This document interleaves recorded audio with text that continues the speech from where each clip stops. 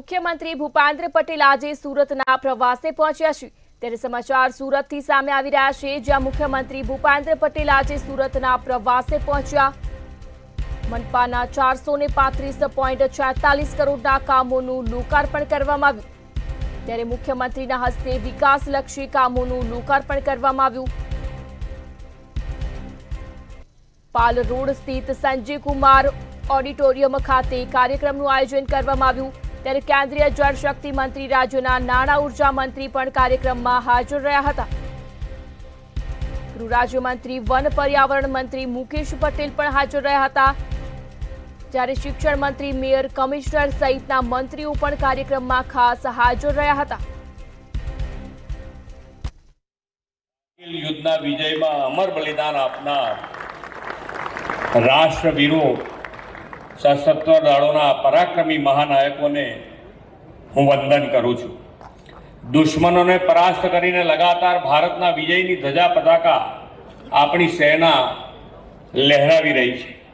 કારગિલ વિજય દિવસથી શરૂ થયેલી આપણી સૈનિકોની પરાક્રમ ગાથા વિશ્વ નેતા અને યશસ્વી વડાપ્રધાન શ્રી નરેન્દ્રભાઈ મોદીના નેતૃત્વમાં સર્જિકલ સ્ટ્રાઇક, એર સ્ટ્રાઇક અને તાજેતરમાં ઓપરેશન સિંદૂરની જ્વલંત સફળતા સુધી પહોંચી છે। રાષ્ટ્રહિત પ્રથમના ભાવ સાથેના આદરણીય મોદી સાહેબના નેતૃત્વએ હર હંમેશ સેનાનું મનોબળ સતત વધાર્યું છે અને આપણે ઓપરેશન સિંદૂરથી આતંકવાદીઓનો સફાયો કર્યો તે પણ અભિનંદનને પાત્ર છે। સુરક્ષા અને સલામતી પાયાની અને પહેલી શરત છે।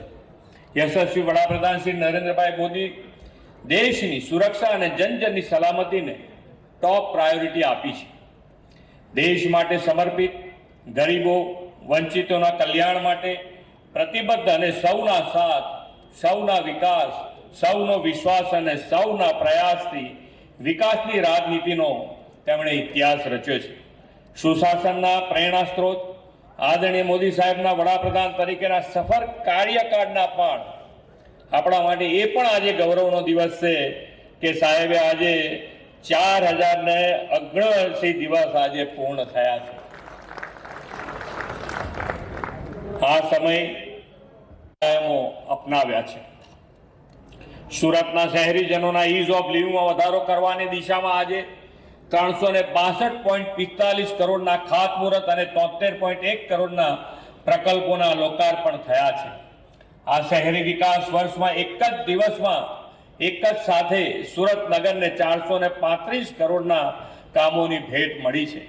સ્વચ્છ સુરતનો વિકાસ એ કદાચ આખા દેશમાં આજે પણ સૌને માટે એક ઈર્ષ્યાનું કારણ છે અને આ વિકાસની અંદર જેમ રાજ્ય સરકાર અને કેન્દ્ર સરકારમાં માનનીય પ્રધાનમંત્રી શ્રી નરેન્દ્ર મોદી સાહેબે મુખ્યમંત્રી હતા ત્યારથી અને પ્રધાનમંત્રી બન્યા ત્યાર પછી પણ ગુજરાતને અને સુરત વિશેષ લક્ષ્ય એમણે આપ્યું છે અને એમણે દોરેલી આ પગદંડી ઉપર માનનીય મુખ્યમંત્રી શ્રી ભૂપેન્દ્રભાઈ પટેલજી પણ આગળ ચાલી રહ્યા છે।